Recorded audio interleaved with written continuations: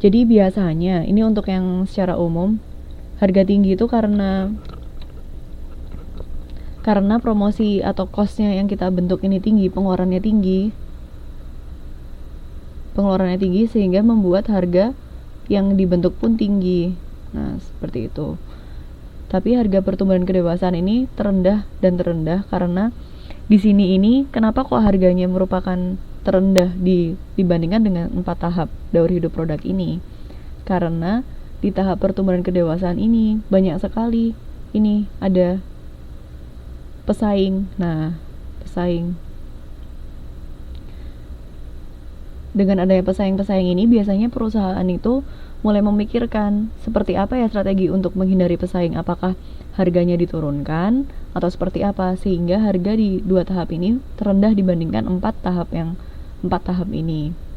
Dan yang di penurunan ini kembali ke awal, karena di tahap penurunan ini penjualan produk itu semakin menurun sehingga harganya pun juga akan berbeda dengan harga di 4 tahap yang lainnya.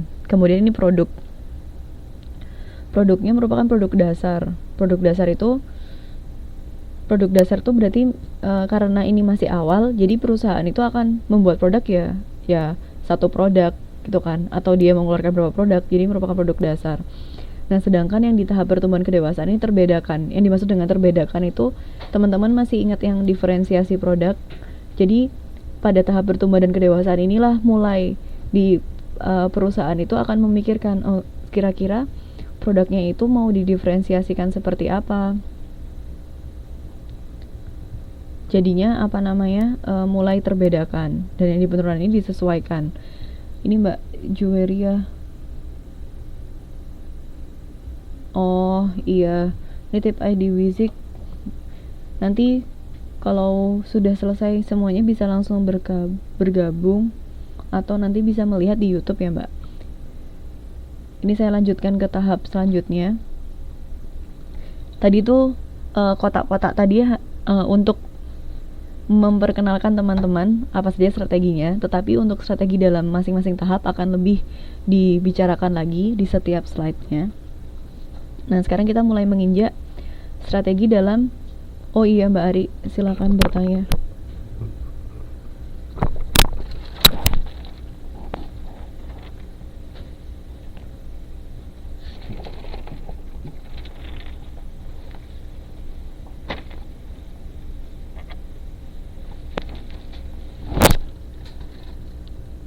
Yang di kolom penurunan.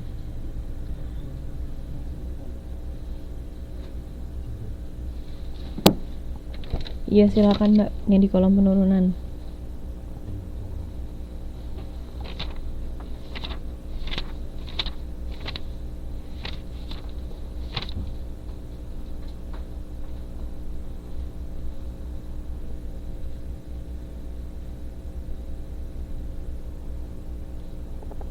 Yang selektif, awal, dan disesuaikan.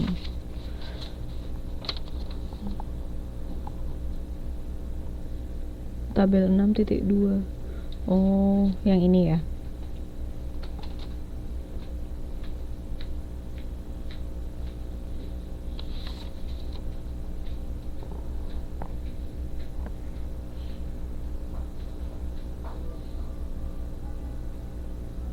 Nah, untuk yang selektif awal disesuaikan ini kita melihatnya dari sini.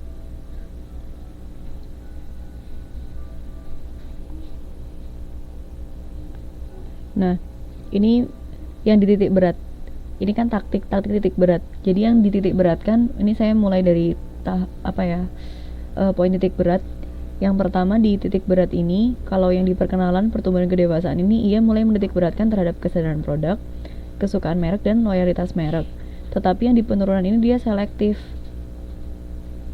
Yang dimaksud dengan selektif ini, perusahaan itu akan lebih kalau selektif itu biasanya bahasa gampangnya itu pilih-pilih, ya kan ya, pilih-pilih. Saya termasuk orang yang selektif. Nah, berarti saya orang yang pilih-pilih gitu kan.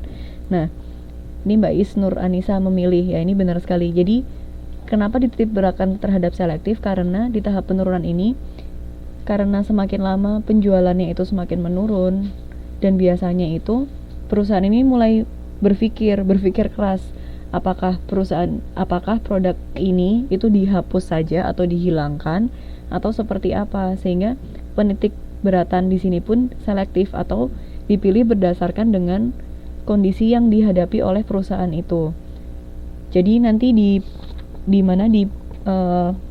strategi penurunan ini akan lebih dijelaskan lagi tentang berbagai strategi untuk mempertahankan atau seperti apa yang di tahap penurunan ini. Jadi yang dimaksud dengan selektif ini, ia memilih, perusahaan itu akan lebih selektif terhadap strategi yang akan dikembangkan. Nah, seperti itu. Kemudian yang di distribusi yang diperkenalkan tidak lengkap. Yang di pertumbuhan dan kedewasaan itu intensif, karena intensif itu tinggi. Intensif itu gencar, seperti itu. Jadi distribusinya gencar karena di tahap pertumbuhan dan kedewasaan itu merupakan penjualan yang gencar-gencarnya atau penjualan produk yang tinggi-tingginya, sehingga distribusi barangnya intensif.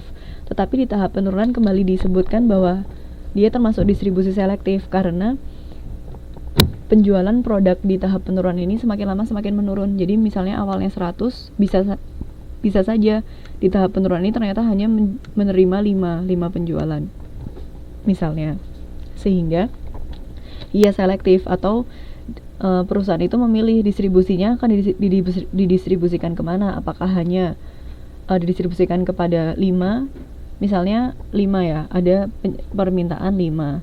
Nah, kemudian perusahaan itu berpikir, kira-kira kalau saya hanya mengantar 5, biaya yang saya keluarkan untuk mendistribusikan 5 barang itu kira-kira lebih banyak atau sesuai nggak dengan keuntungan yang saya dapat.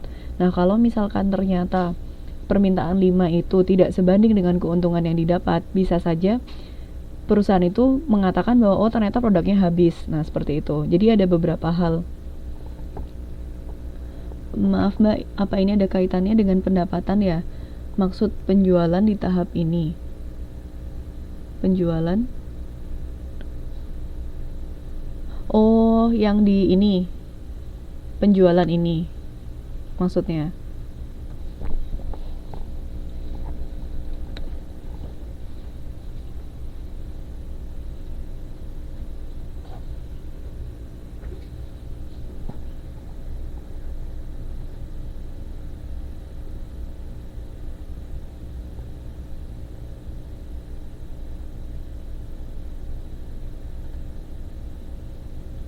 Oh, maksudnya selektif itu apa ada kaitannya dengan penjualan yang semakin menurun? Nah, iya. Jadi kenapa kok iya benar. Jadi selektif itu kaitannya dengan penjualan yang semakin menurun karena karakter dari tahap penurunan ini adalah semakin menurunnya penjualan. Nah, jadi untuk lebih mudah, jadi setiap tahap ini teman-teman mulai mengingat kira-kira karakternya seperti apa ya. Nah, di tahap penurunan ini kan penjualannya semakin rendah, sehingga ia akan membuat semuanya juga berbeda, dari distribusinya menjadi selektif titik. Nah, seperti itu. Bagaimana Mbak Ari?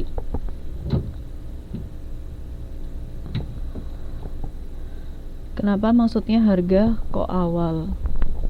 Oh, yang di harga.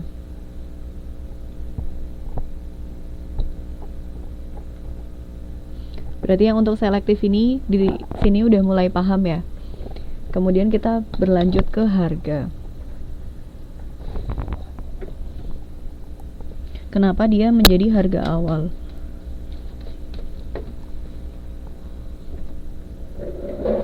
Untuk yang di harga, di tahap perkenalan ini harganya kan tinggi. Karena ini saya mulai menerangkan dari tahap per tahap ya. Yang di tahap perkenalan ini harganya tinggi karena karena pada umumnya di tahap ini tuh banyak sekali promosi yang dilakukan sehingga akan berpengaruh terhadap harga produk. Maksudnya tinggi ini merupakan harga yang tinggi dibandingkan dengan 4 tahap lainnya. Jadi bukan maksudnya tinggi sekali, itu bukan seperti itu, tetapi harganya lebih tinggi apabila dibandingkan dengan 3 tahap yang lainnya, yaitu tahap pertumbuhan, kedewasaan, dan penurunan. Karena pada tahap ini biaya yang dikeluarkan oleh perusahaan untuk memperkenalkan produk itu juga tinggi dan akan berdampak terhadap harga jual produk yang tinggi pula.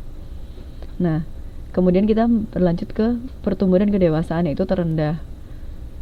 Direndahkan karena mulai banyak tumbuh pesaing, sehingga harga jual produk itu biasanya disesuaikan, apakah akan dikasih diskon atau seperti apa, sehingga akan menjadi lebih rendah. Nah, kemudian bagaimana dengan harga penurunan yang awal? Nah, awal di sini karena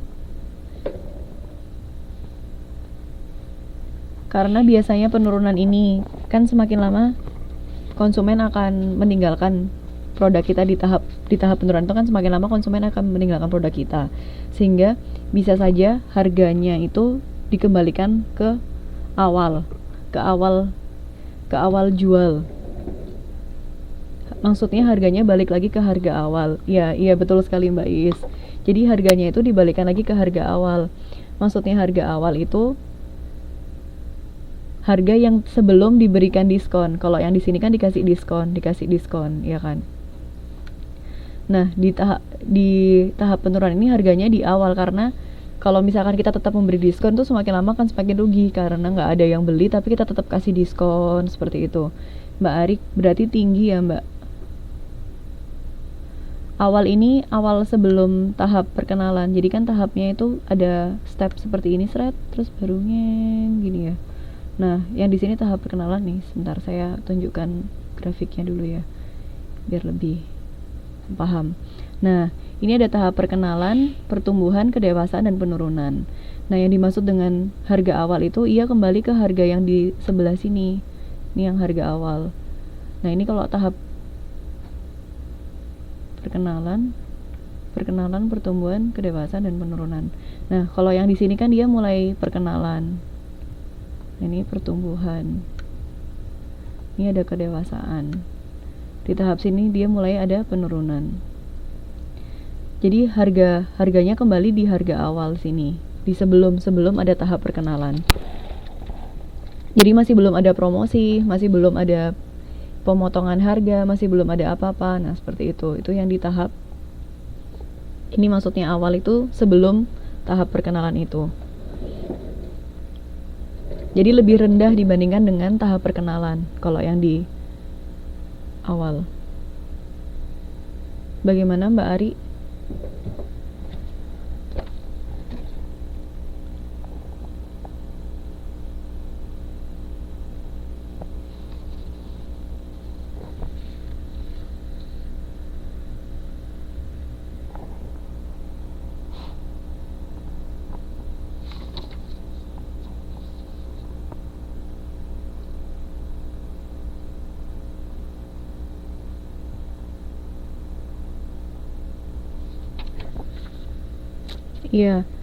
Iya Mbak. Nanti akan lebih saya jelaskan lagi di strategi per tahap.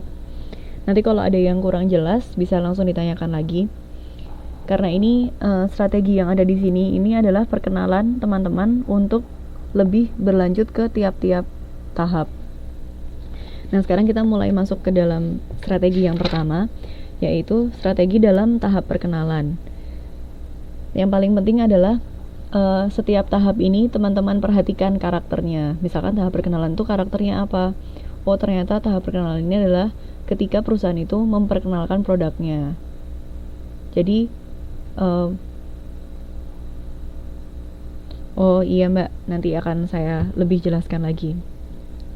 Nah, strategi dalam tahap perkenalan. Tahap perkenalan ditandai dengan pertumbuhan penjualan yang lambat. Nah, kenapa ada pertumbuhan penjualan yang lambat? Ternyata ada beberapa hal yang menyebabkan hal itu. Yang pertama adalah kelambatan dalam penjualan kapasitas produksi. Yang kedua adalah masalah teknis. Yang ketiga, kelambatan dalam penyediaan produk tersebut pada konsumen, terutama di bidang distribusi melalui pengecer. Yang keempat adalah kesegaran konsumen untuk mengubah pola kebiasaan yang sudah berjalan. Jadi, di tahap perkenalan ini,